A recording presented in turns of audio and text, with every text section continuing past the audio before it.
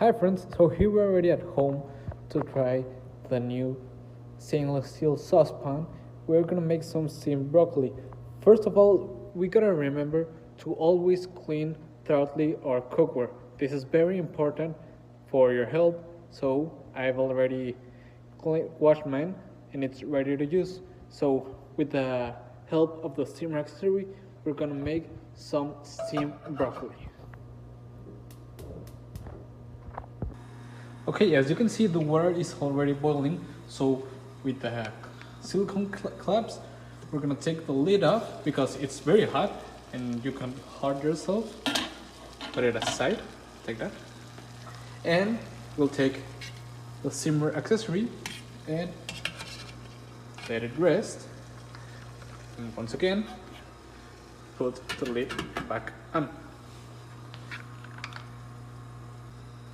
So now a couple of minutes have passed, and once again with the silicone clamps, we're gonna take the lid off